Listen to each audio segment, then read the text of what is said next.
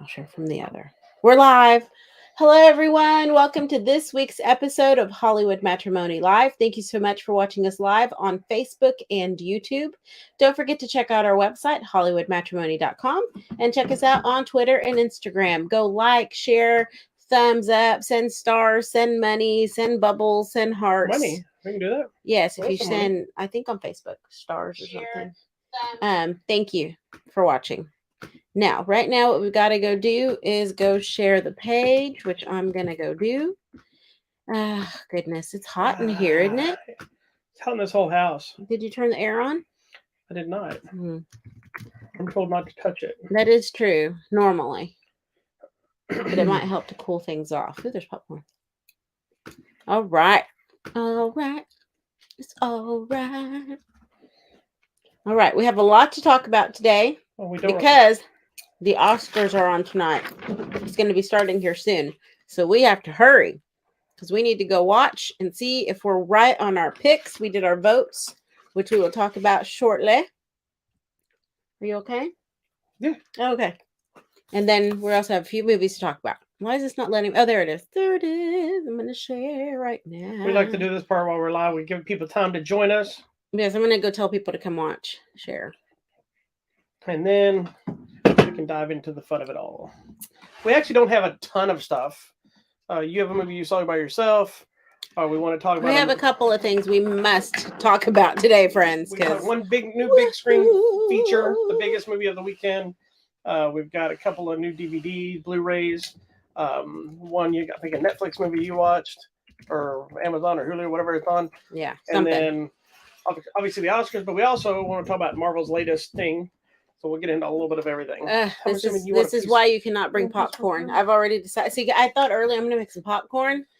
And then I was like, maybe not, because this starts happening. That's right. Lord have mercy. All right. She's involved. Let's get started. Oh, pick a spot. Okay, friends. So I think we go with some. Oops, I don't know what I just dragged. I didn't mean to do that. We want to start with some. Why don't you tell us about your movie? Let's just. Okay. All right, friends. It is what it is. Just let it show it. Okay, so the movie I was so excited to see. This came out on Netflix, and it's called Black Crab, and it stars Noomi Rapace. I love Noomi. I love everything she does. To me, she is the girl with the dragon tattoo. The other one was just a knockoff. She's the real deal. Wow, that's harsh. I don't care. It's true. Be a knockoff. Sorry, Rooney. A little hateful. It was Rooney Mara, right? She's no Noomi Rapace. Anyways, I love her. And last year, my favorite movie from her, my number one pick was Lamb. Unfortunately, Black Crab is not going to be my number one pick. It's not even going to probably make my top 10. And I feel bad. But here's the deal. I don't know anything about this movie, but I do want you to tell them the basis of the story you told me. Because that was pretty funny to watch. All right.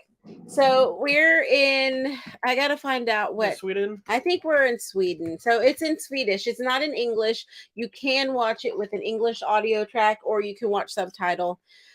We are in a post-apocalyptic world, and 6 soldiers are on a mission to transport a mysterious package across the frozen archipelago. No, I want you to tell me what you told me the story was. They bring her in, and they're like, no soldiers are going to be able to make it across enemy lines, but a female soldier on ice skates can. This is Operation Black Crab. And I was like, oh, did they say this? MG, yes. So she has to skate. So far, sounds like a winning plot. She has to skate across the archipelago, frozen landscape, archipelago. Is she transporting crabs or anything? No, she's transporting these mystery cylinders. They won't tell them what's in them. They're just like, make sure you do not lose the cylinders. If a man goes down, you get their cylinders, you keep going. So it's like a team of 6 people. That's a relay race. No, it's like make it across, but the enemy soldiers have invaded. Basically, it's an invasion of their land, so they're fighting back. She's a soldier who had already been out, and they captured her, or they beat her up and left her for dead. The army came and got her, sent her out on a mission. I lost you when you said no. The best thing about this movie, the credits. the action scenes. Actually, they have a lot of good fights. There's a lot of good shoot 'em ups, and the fighting on the ice adds that other level of like, oh my gosh, because somebody's gonna fall in the water, and so Is that she at does least like a happen. professional ice skater or something, and that's why they picked her? I don't know, man. She knows how to skate, and she is a soldier. So you know what? I'm just going with it. But So what I'm here's hearing is you're saying don't recommend this film. it's okay. It's a Netflix movie. So if you have extra time and you're like, hey, I'm surfing through Netflix, I love me some new me. I do too. I would watch it. She's good in it. The action's good. That part's decent. The story is kind of meh. It finally, after a while, it picks up, and you're like, oh, okay. I'm invested a little bit in it. There was a moment where I actually thought, I'm just gonna fast forward through this, which I've never done with a movie. I've always finished And it. I know some of the movies you like. It was okay, friends. She's good in it. There's, she gets all beaten up and all that, but you can't keep her down because she's Numi and she's the best. But yeah, this movie unfortunately was just meh. All right. So I feel bad. I'd been anticipating watching this for like 2 weeks. I know you keep mentioning it, and I finally said just watch it.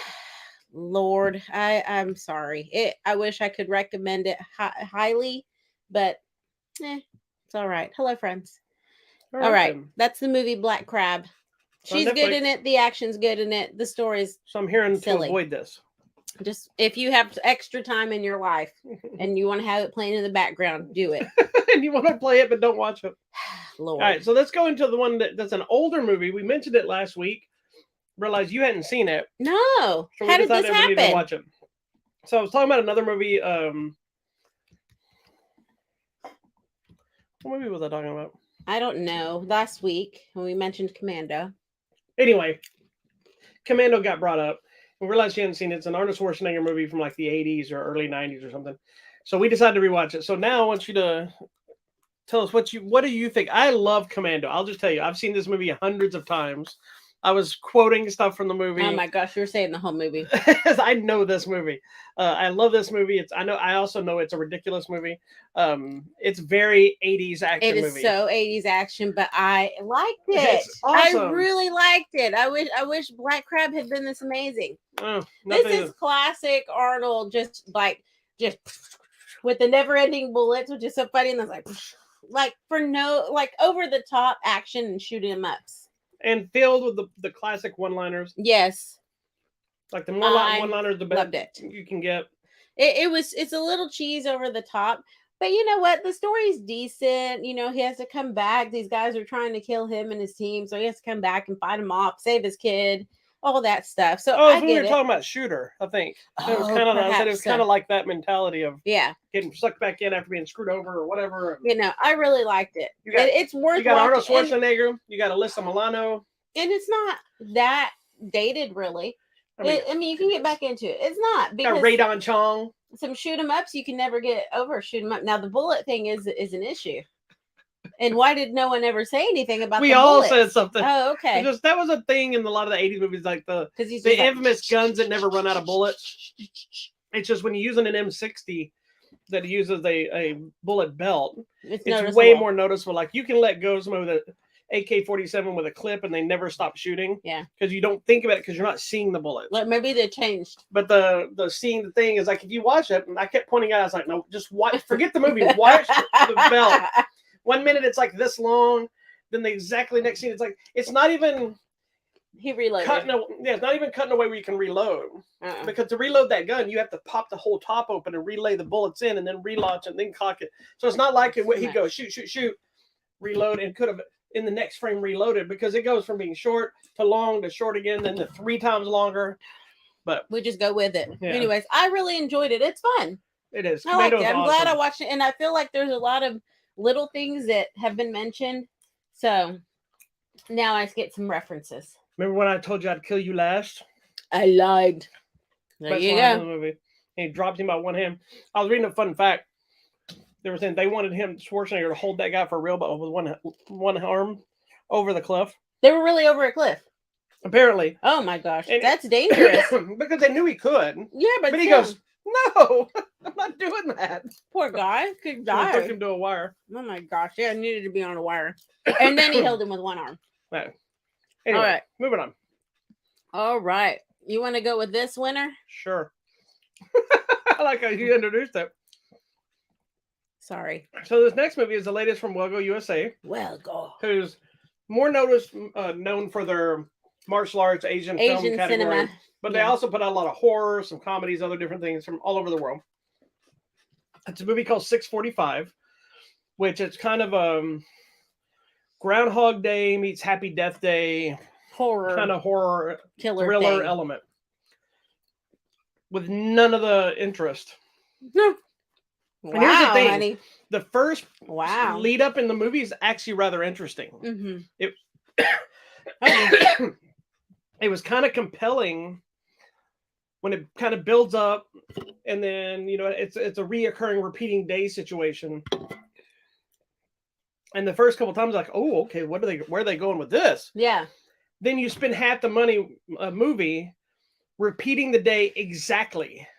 Like every movie that you ever see like this, at least by the third time, they start noticing the person saying the same thing. They start trying to change things. They trying to do stuff, or like in a funny element where they're like, "I know you're going to say this. I know you're going to do." No, and he does do that. Not for a long time. I feel like by the second, maybe the fourth time. It was like the fifth or sixth time before he ever did anything. He just kept repeating it, kept going.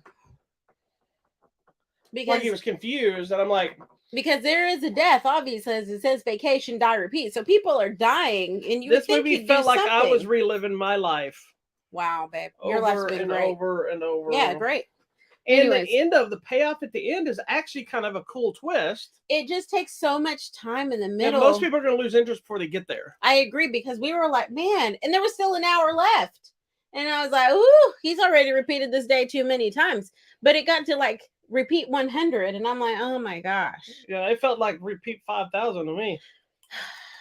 But the direction it goes is interesting. Had they trimmed it, yes, they actually had more stuff happening in between each repeat. The normal, and it answers some of the questions about why he acts the way he does when these things are happening during the repeats. But they don't until the very end of the movie. But then it makes sense. But then but there still could have been different ways to handle that, because when they finally start tweaking it around, it makes more sense for the end of the movie. At the very end. But they could have done that earlier in the movie. Perhaps so. And I think one of the other things that when you do one of these, like you said, your main person that's awake per se and understands that the repeat's happening, they have to be more engaged. And they have to do something different each time, or you do lose it. So like Happy Death Day, she figures it out by like the third time, and she starts saying, oh, you're going to say this, you're going to say this, car explosion. I'm not a fan of the first movie. But she gets it. It's grown on me a little bit more. I love that movie. But it's clever and it's well done.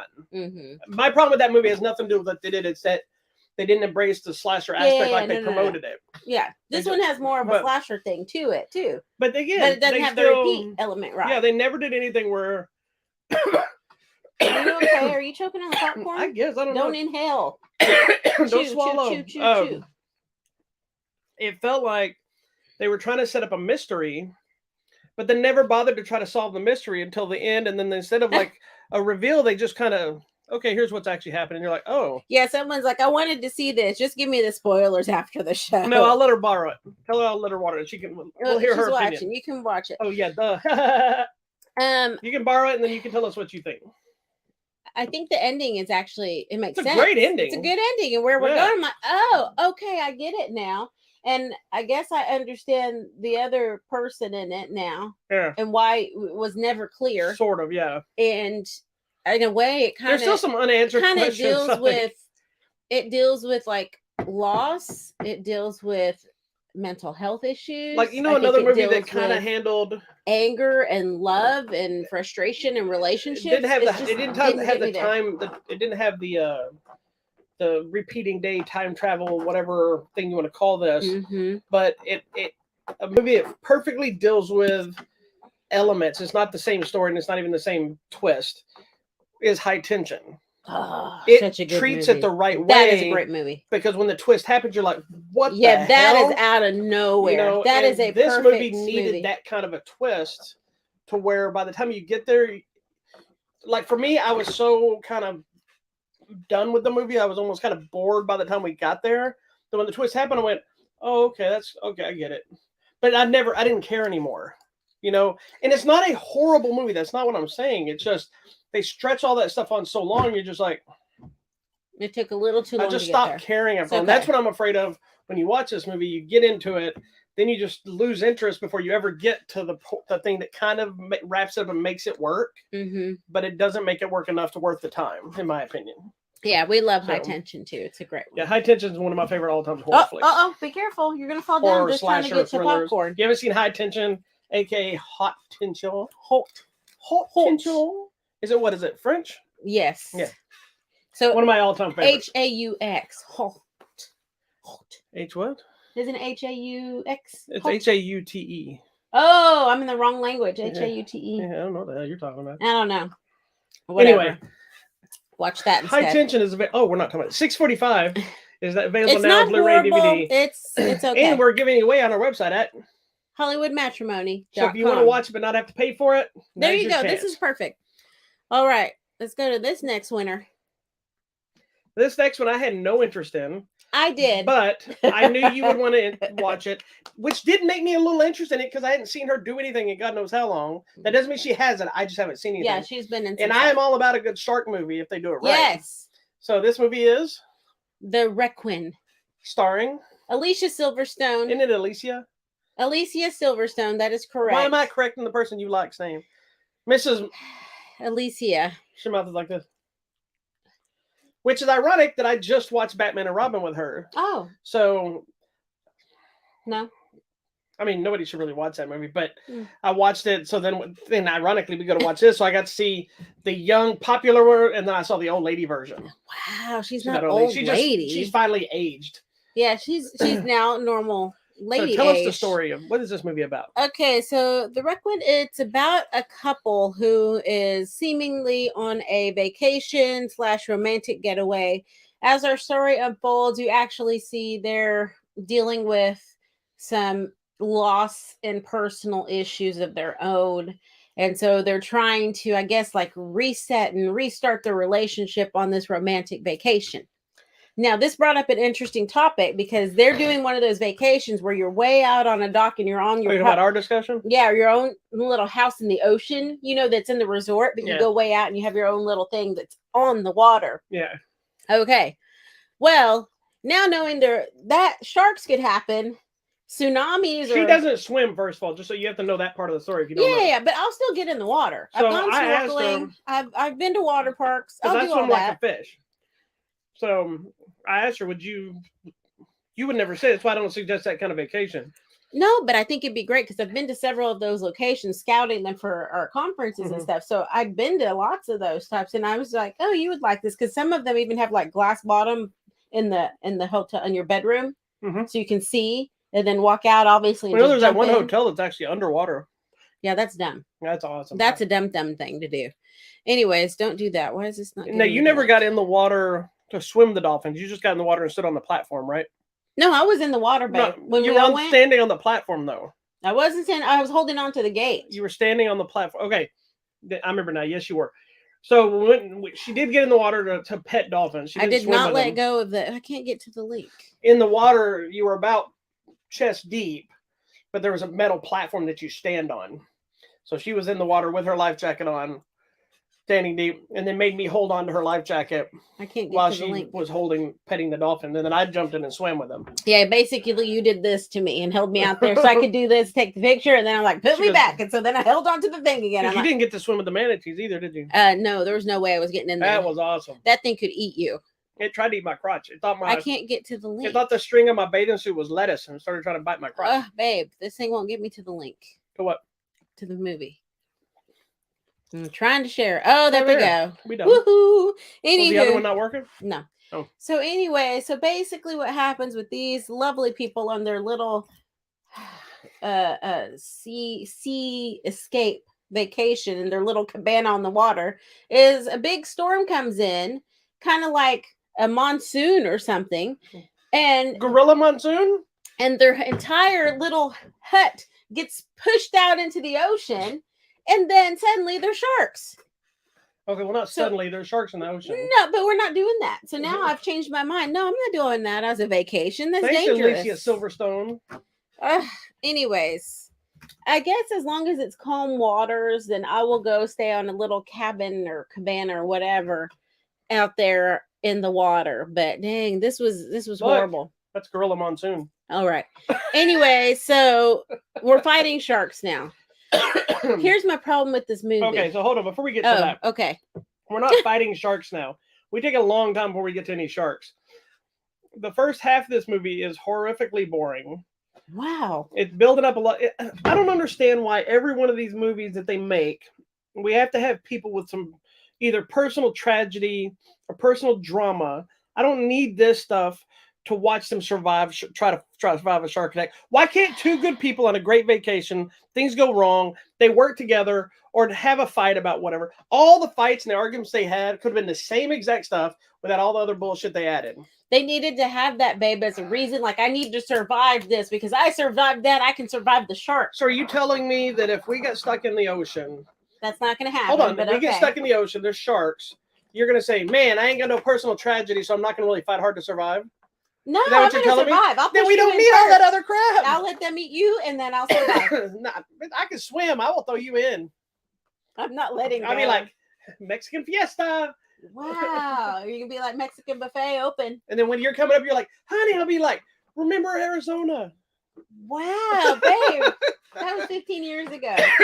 And nothing happened to you. No, because I take care of myself. Wow. Anyway. So we finally get to, you're going through basically all the standard trying to survive out in the ocean, really bad CGI,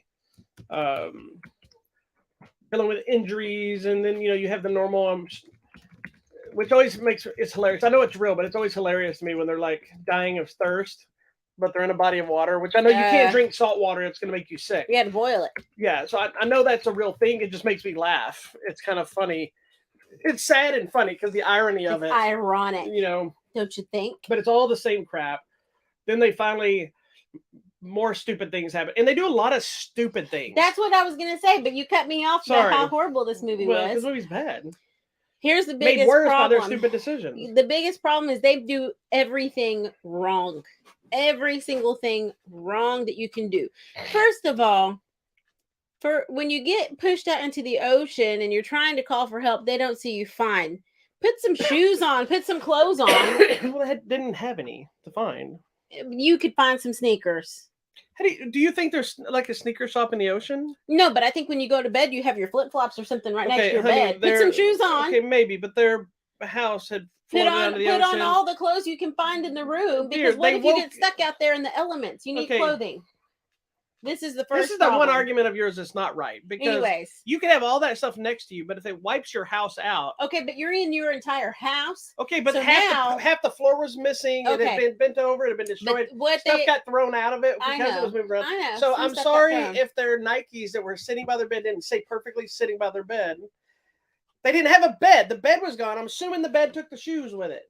The bed was there because remember it pushed him. It wasn't there by the time they finished. It stopped. They were laying in an empty house. Then you need to gather all of your belongings that you do have. Do you need something? Do you need water? I need this movie to not exist. Anyways, you need to gather all your belongings. You need to go through and see what you have. They did that.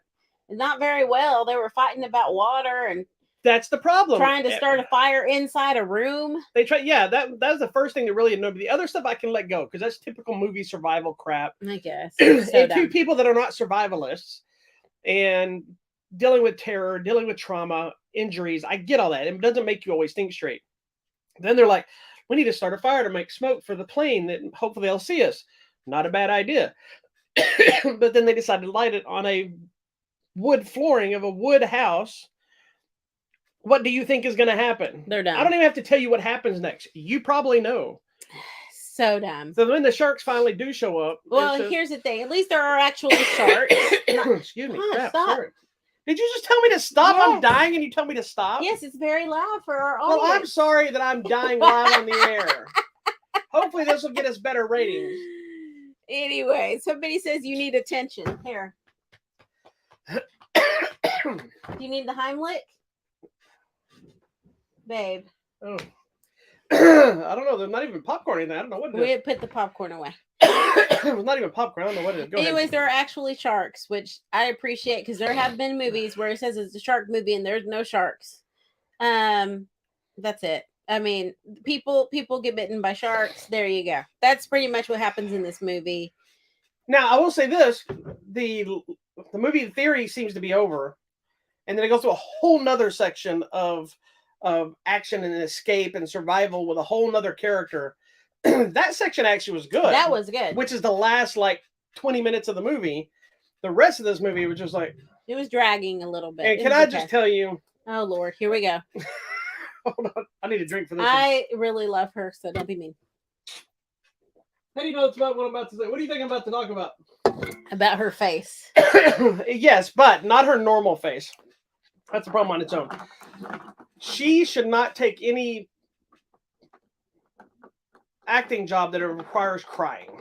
Oh, she ugly cries. She ugly cries, and not in a good like cry. It looks painful. It does. It looks like if she was crying, I wouldn't want to administer help. I'd just be like, I'm just going to walk away from this. Okay, let's just move on. I do give her credit because I don't know if I've ever seen her do a movie like this. Like, you would know better than I would because I don't follow her. I know she's done. Did she do kind of a creepy movie early on? Yeah.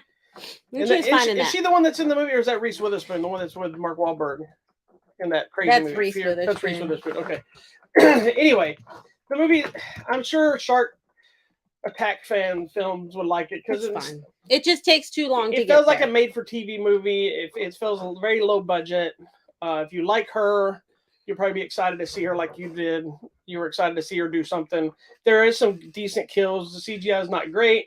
It does look like they used a... There was one part with that house floating on the water. It looked like somebody just overlaid it onto a... And they didn't do a good job of it either. I will say it looks like they did have some practical effects with the sharks a couple of times. That I appreciated. There were actual sharks. There were actual things happening with the sharks. So thank you. But yeah, this is another one that was a little bit of a struggle to get through. So if you like shark movies and you like Alicia Silverstone, and you want to see Alicia Silverstone potentially get bit or eaten by a shark or other people around her, then this is the movie for you. Our friend says all these movies were problematic this week. You have no idea. They can't all be great, but right. We tried. What else we got? All right, now we got the big one. Was that the last one? And then your show.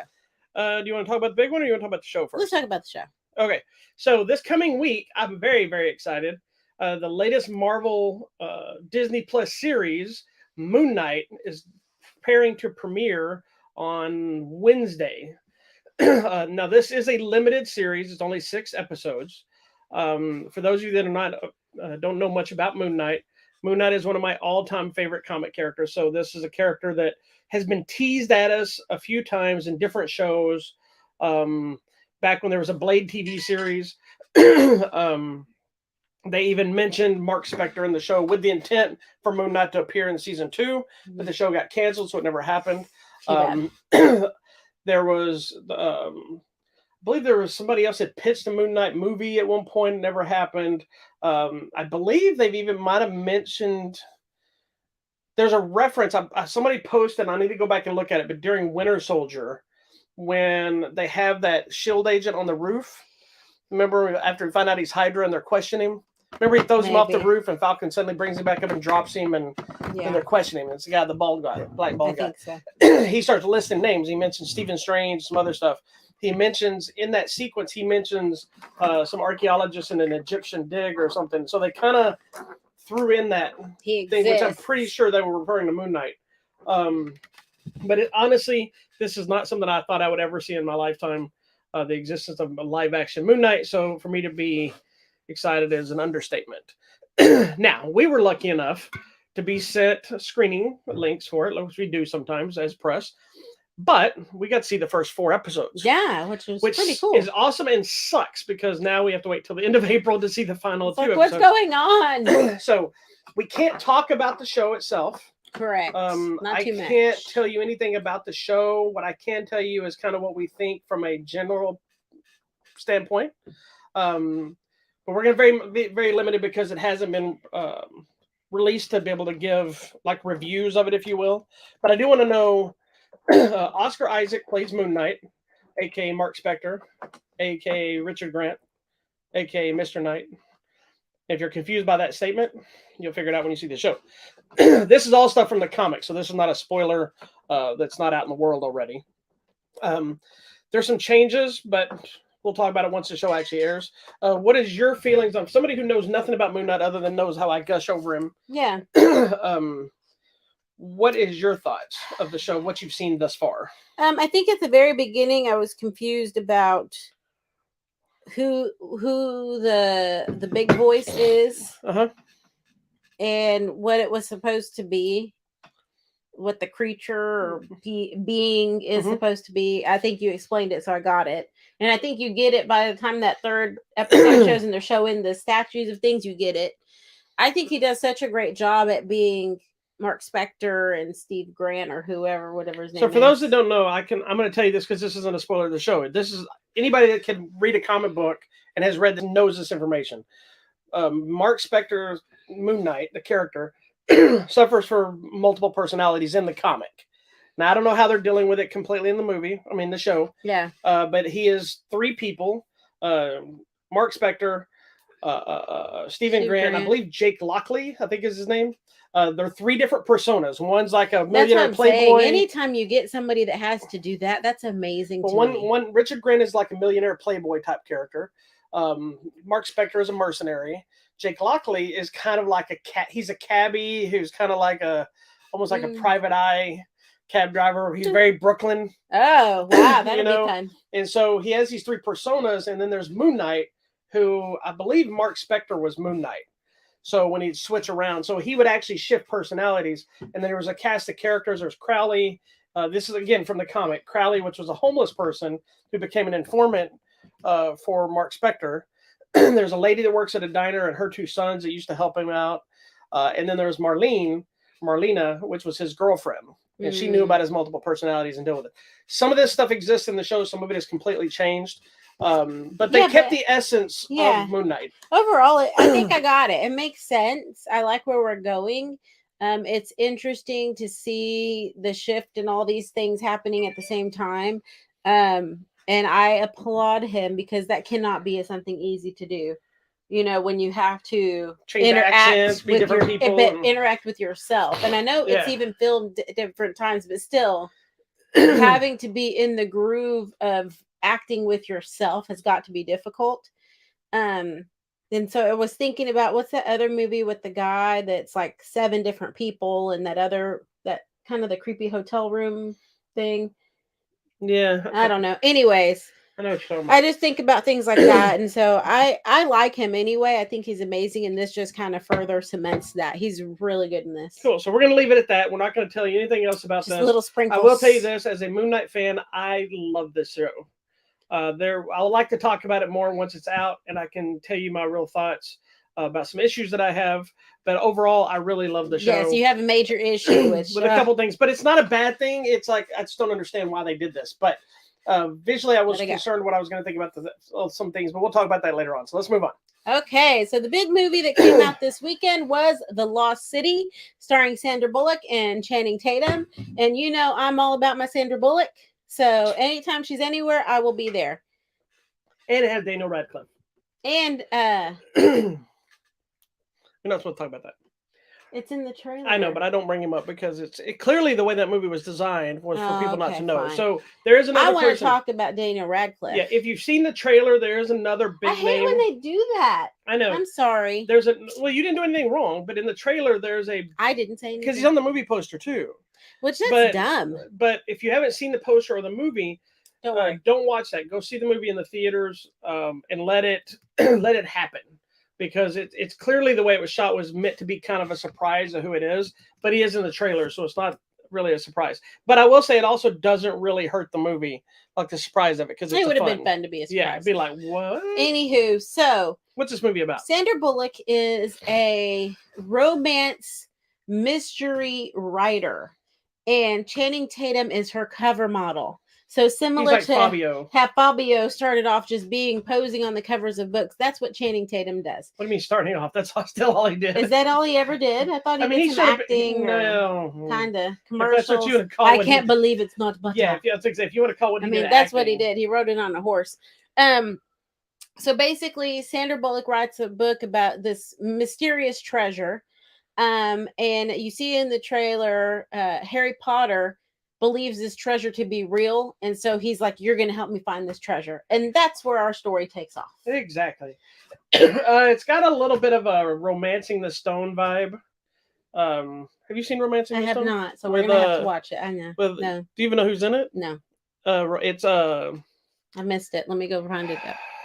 Michael Douglas and I just went blank.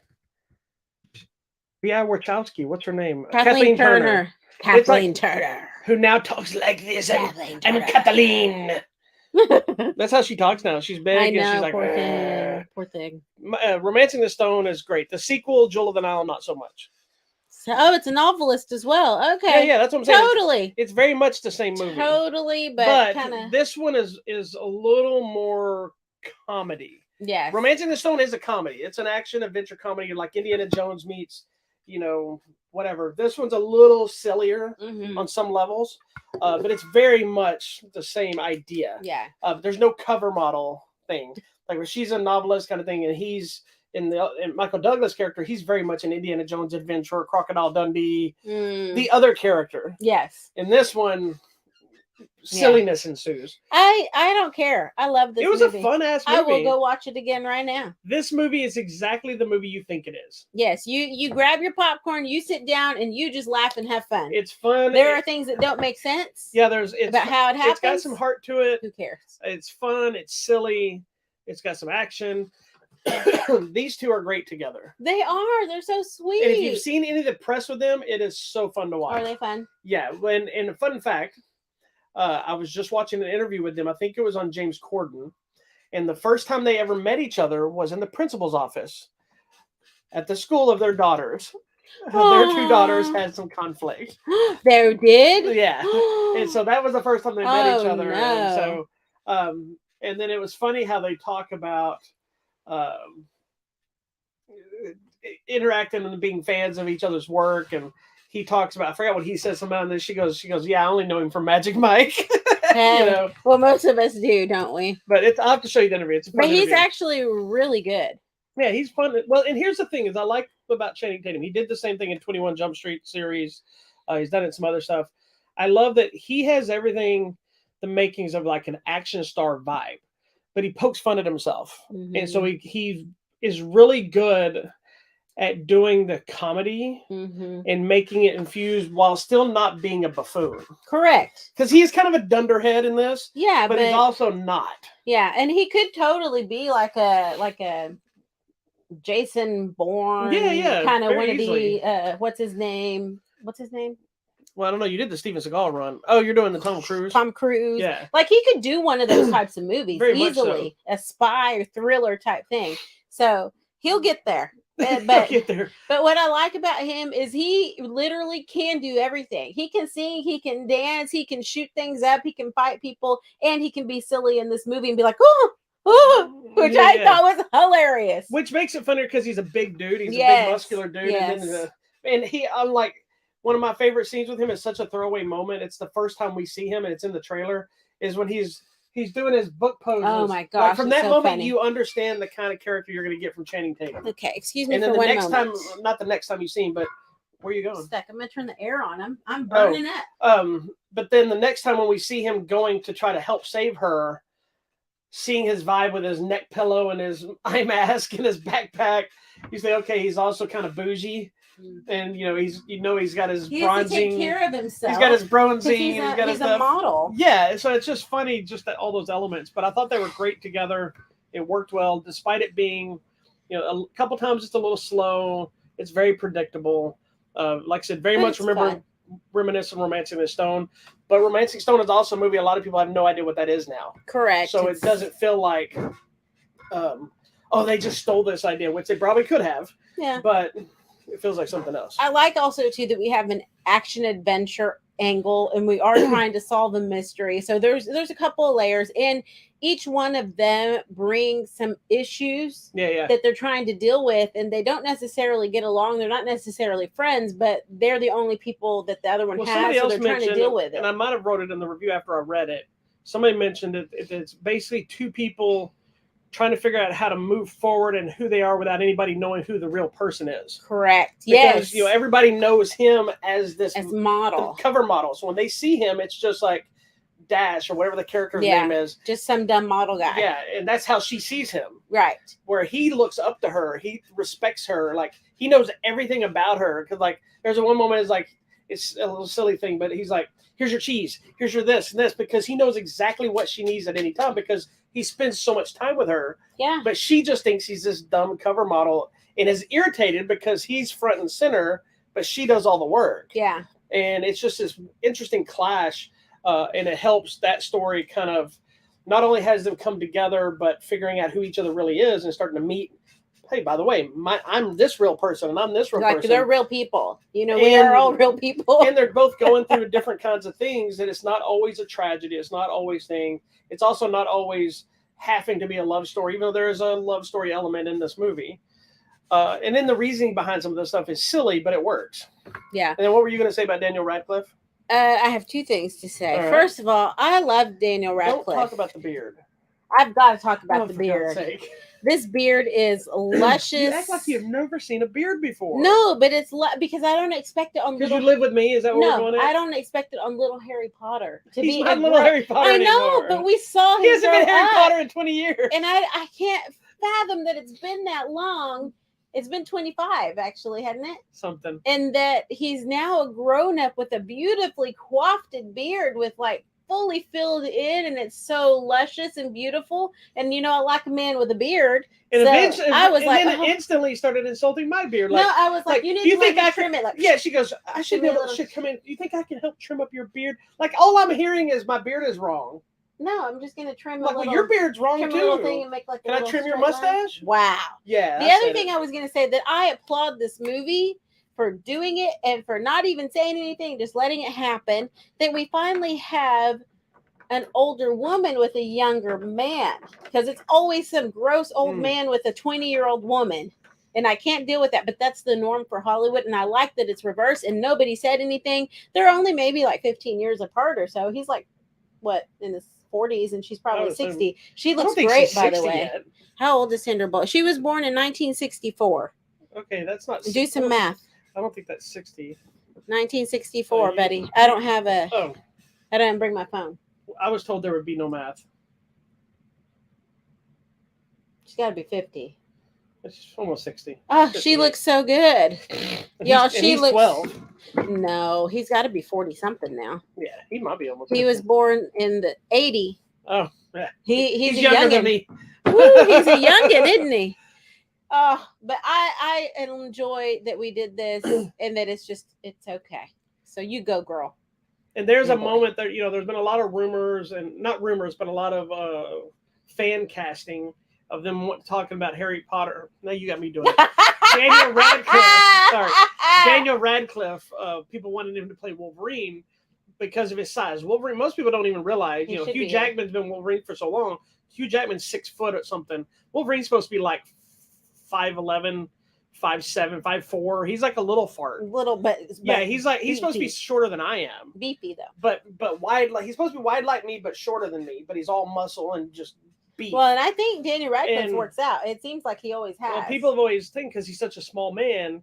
But in this movie, with the beard and with the hair, he looks. There's a moment where he's yelling and kind of the veins were coming out of his neck. Oh, it's so good. For a split second, I saw Wolverine in his face. I don't know if he doesn't bulk up a lot to play that kind of a role, and he he's would not have cast to. To anybody's knowledge, he's not casting it. So before people start going, he's got such a thin frame. He'd have to eat a lot and then like cut it. But if he was able to bulk up enough, and he'd have to something to do with the voice, because he has a voice kind of like mine that's kind of wimpy, soft voice. It's kind of wimpy. Like mine, I sound like a girl. It's not super deep. Yeah, and like I go through drive-thrus, they're like, "Yes, ma'am," and then I get to the counter, they're like. And I never correct them. I just look at them and make them really uncomfortable about it. But who knows? But I am excited he's playing Weird Al. Yes, so that's going to be awesome. Fun. Have you not seen the picture of him? I have not. I am so excited though, because I like Weird Al. He seems like a very nice man. I don't know anything about him other than I think he's nice. He's married and he has some kids, and he plays like accordion very well. Yes, and apparently he gifted an accordion to Daniel Radcliffe. Oh, How cute is that? Anyways, check out The Lost City. It is in theaters now. And it knocked Batman off #1. Wow, really? Yep.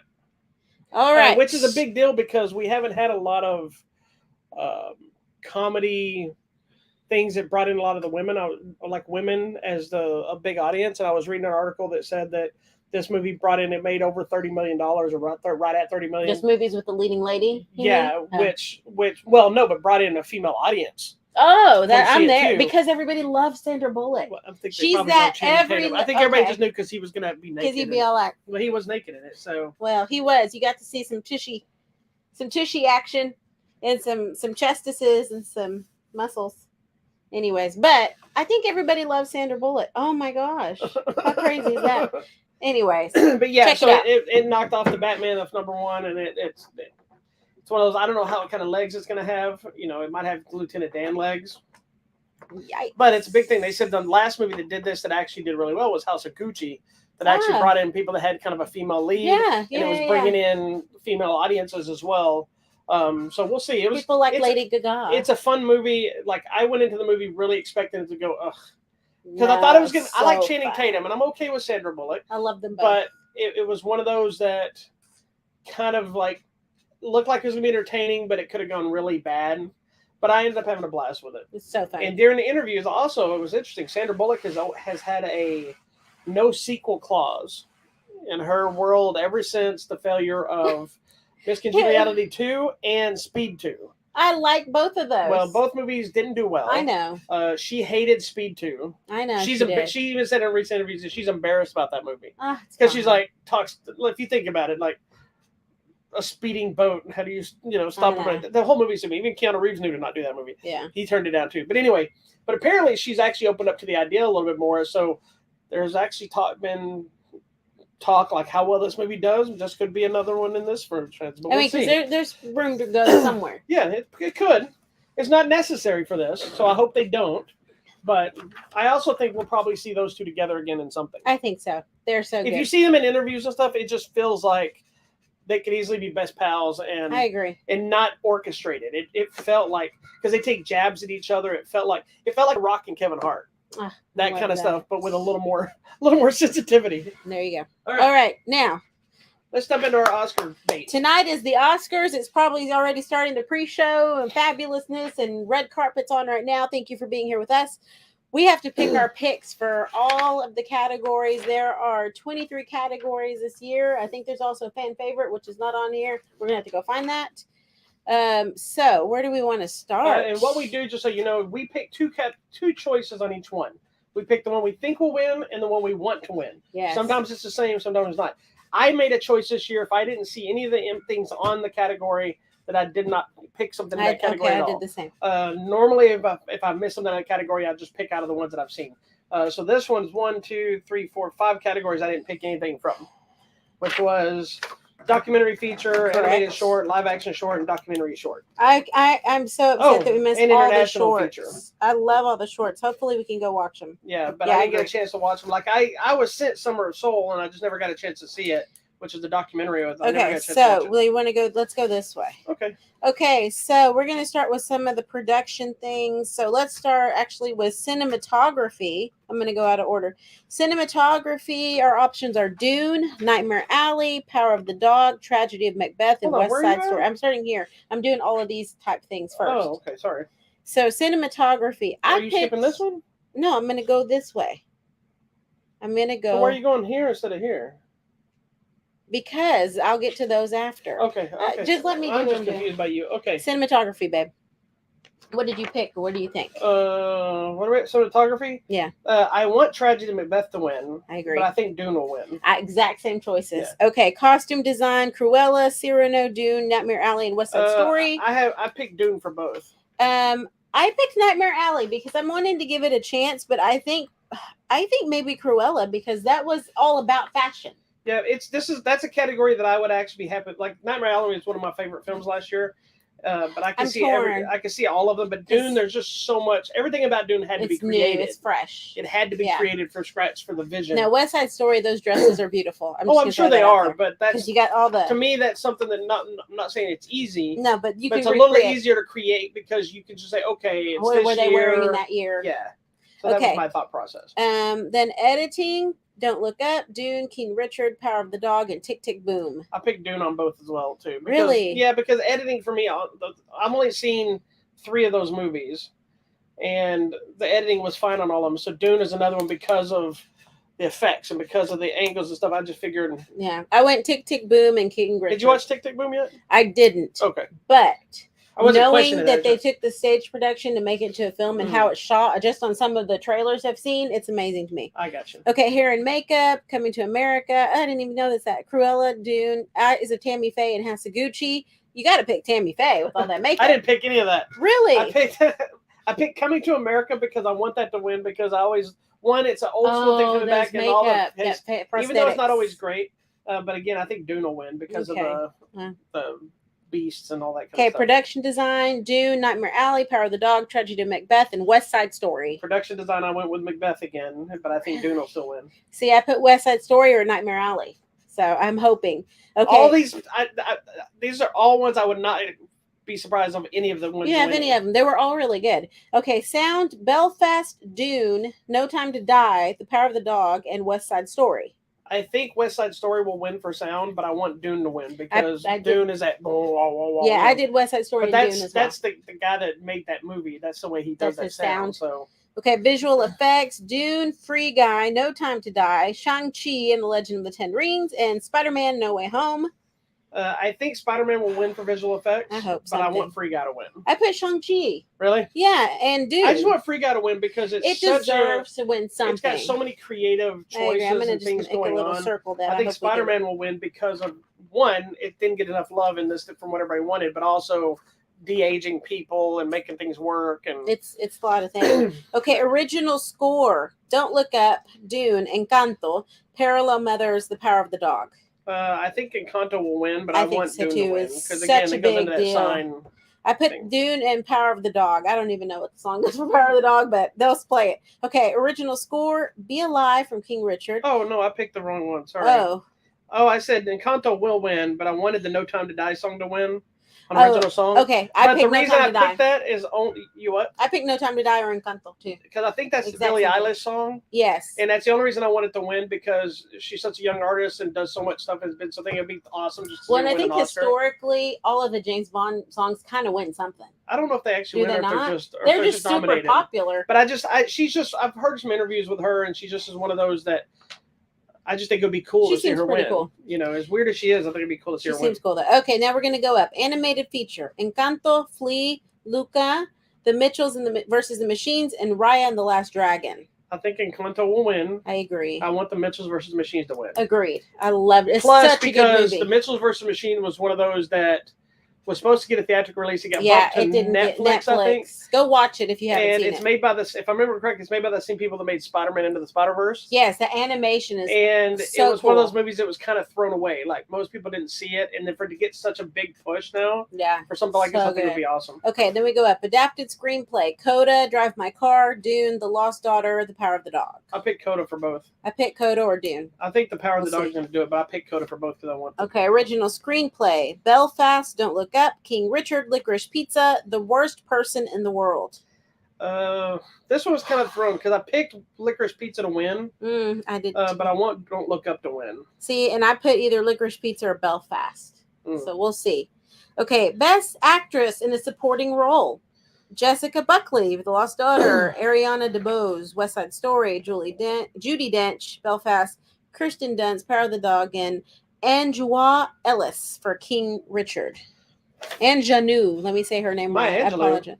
Anjanou. I wanted the King Richard girl to win. I'm sorry, but I think the girl from West Side Story is going to win. See, I put West Side Story. I actually put Kirsten Dunst. I want her to get something. It would be. It would be cool to see her win. After so many years of doing some very strange things. Of you bashing her?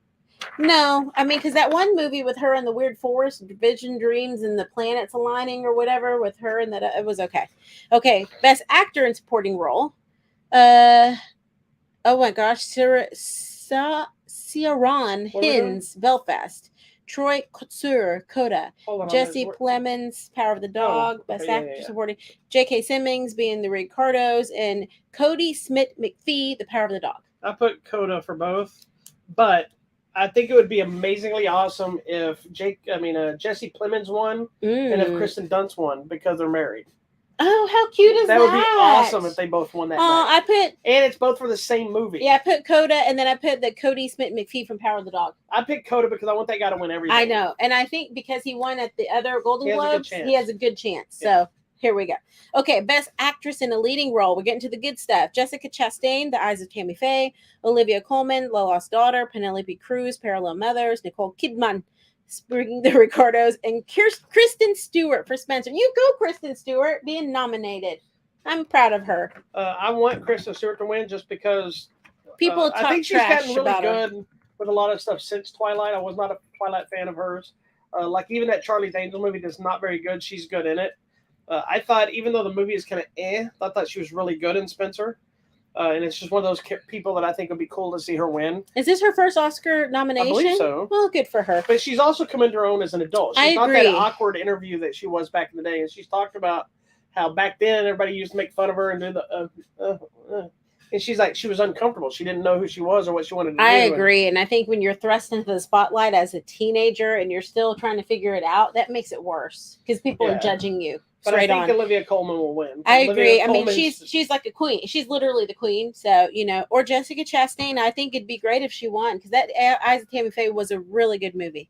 Okay, then we get to Best Actor in a Leading Role. Javier Bardem for Being the Ricardos, Benedict Cumberbatch, The Power of the Dog, Andrew Garfield, Tick, Tick, Boom, Will Smith, King Richard, and Denzel Washington in The Tragedy of Macbeth. I want Denzel to win. I agree. He's so good in that movie. And it's a movie that I would normally care nothing about, and I loved it. Yeah. But I think Benedict Cumberbatch will win because Power of the Dog has been sweeping. Really? See, and I feel like maybe they'll pick Javier Bardem. I don't know. This is another category. I wouldn't mind any of these people. They're all great. Okay, Best Director. Paul Thomas Anderson for Licorice Pizza. Kenneth Branagh for Belfast. Jane Champion, Power of the Dog. Oh gosh. Ryusuke Hamaguchi, Drive My Car. And Steven Spielberg, West Side Story. Jane Champion, I think, will win again because Power Dog's getting so much push. Although I don't necessarily agree with some of the stuff she said recently. That's okay. But that's just it wasn't anything bad. It was just anyway. I'm not going into all that. She's the one that's in a fight with Sam Elliott. But I want Steven Spielberg to win because he's Steven freaking Spielberg. I think Steven Spielberg would just win. I don't think he's had a real hit. And I never watched West Side Story. I know you watched it and you weren't a big fan, but the fact of taking a movie that's like an iconic classic very iconic is a big jump anyway. And he improved many things in this movie. And for it to come out during a pandemic and it almost got ignored. Yeah. But then to get this push, I think is just be cool. I picked Kenneth Branagh for Belfast just because I think people really can. I didn't get it as much, but I think a lot of people. Well, it's his life story. Yes. So okay, now the big one, Best Picture: Belfast, Coda, Don't Look Up, Drive My Car, Dune, King Richard, Licorice Pizza, Nightmare Alley, Power of the Dog, and West Side Story. There are so many in this. Was it always this many? No, they extended it a while back. But I picked Coda to win, and I want it to win. But it's really hard because my other choice is Nightmare Alley because I love Nightmare Alley more than and the two movies in this thing, Coda and Nightmare Alley, are my two tops of all of them. Like. The only one in this thing that I don't think should be on there is Dune, but that's just my own argument. I agree. It wasn't great. Like Belfast, you may or may not like the movie, but I understand why it's on here. My problem with Dune is it's not great and it's not a complete story. No. But I was so bored with Dune both times. I agree. Anyways, I'm agreeing with Coda, but I was thinking maybe West Side Story might make it. I wouldn't be surprised. It's one of those. You never know. Yeah. I mean, Steven Spielberg has some pull here. If it happens, I would not be surprised. All right. So tell me then, those are our choices. We'll come back next week and we'll tally up and see who wins. It'll be me. No. Next. All right. So it is always you, but give me a chance, man. All right. Coming out this week on the Blu-ray and the DVD and the 4Ks, the Requin, whatever the hell it's called, that shark movie we just talked about today. This thing. A movie called Pursuit with John Cusack and Emile Hirsch. We'll talk about next week. RoboCop 4K Steelbook Edition, the original movie, not the remake. Sing 2 is hitting 4K Blu-ray and DVD. The Last Waltz is getting the Criterion Collection, which is the Martin Scorsese film. Mary Shelley's Frankenstein is getting a 4K release. Ordinary People, which is a movie I believe with Mary Tyler Moore and who is that? William Hurt or I don't remember somebody. Judd Hirsch I think is in it. Anyway, it's getting a Blu-ray release. That's pretty much the only really big things. Okay, so coming out this week, we're on a weird week because Friday is the first. Okay, so coming out tomorrow, Monday, it says one day only, a movie called Man of God. It depicts the trials of Saint Nicharios of Aegina. So who knows? Coming out Wednesday. Oh, it's limited. No, never mind. Sorry, Thursday on HBO Max, the movie Moonshot. Oh, I've been hearing about that. Is it the guy from one of the twin kids? Cole Sprouse, yeah. Okay. So Moonshot coming on to HBO Max. I don't know anything about this movie. But we'll see. Cole Sprouse, remember that Disney show with the two twin boys? Maybe. What the hell's the name of it? He was also in that Adam Sandler movie. He played the twins played the one kid. Oh. But they became it's like it's a journey adventure film. What is it? Zack and Cody? Cole Sprouse, yeah. Oh, yes, I know what you're talking about now. Then we get to Friday, which is the big thing, what everybody's waiting for. Friday. Sweet Life of Zack and Cody. They're the grown-ups, but one of them, I think the same kid, he also plays Jughead on Riverdale. Oh, okay. So I don't know what happened. So coming out Friday, it's already going to be April. Can you believe it? April 1st, Friday. Coming out to Netflix, there's a movie called Battle Freestyle. So it's one of those dance movies. What are all those dancing in the streets in Miami movies? It's one of those. Then Netflix also Apollo 10.5. It's a childhood space age movie about the moon landing in 1969, but from the child's perspective. Okay. Just go with it. I won't. Coming to Disney Plus, Better Nate than never. I keep avoiding that. That's Nate Forrest, Broadway Dreams musical. There you go. Yeah, I have all right. Coming out to Netflix, a movie called The Bubble, but it's Judd Apatow. So. Oh, I do want to see Bubble. That has been getting a fun promotion. It's a group of actors and actresses stuck inside a pandemic bubble in a hotel attempting to complete a film. Yeah, that's got to be a nightmare. They were promoting it a while back with a brand new name and some other name. Oh. So I read that was an April Fool's joke. Oh. And then it came out as this other movie altogether. The movie they were promoting is the movie within the movie. Oh, that's so funny. So it looks silly. Okay, then coming out nationwide, You Won't Be Alone. And guess who's in this? Noomi Rapace. And they should be sending me that. Okay, now this one I think might be really good. She's isolated, and there's something about a girl gets kidnapped. So they think somebody's a witch. There's an evil spirit. There's a whole bunch of stuff happening. So I'm just gonna hope for the best. Come on, Noomi. Also coming out nationwide, The Contractor. This is Chris Pine, Special Forces, and then the big one I think that everyone's waiting for, Morbius. Based on the Marvel character. Based on Morbius, the living vampire. So we're going to see what that's all about. I've been waiting on this forever, so I hope it's good. Not been a good word of mouth so far. Okay, well, we're going to hope for the best. All right. Hopefully usually I got to sit through these kind of things twice because she can't go Wednesday. Yeah, that's okay. So hopefully it's good enough for me to watch a second time. I hope so. All right. Tell us about our giveaways. So for giveaways, we got some few new things and some old things. We got the movie 645 that we talked about earlier. So if you want to take a chance and watch it, take a chance at your own discretion.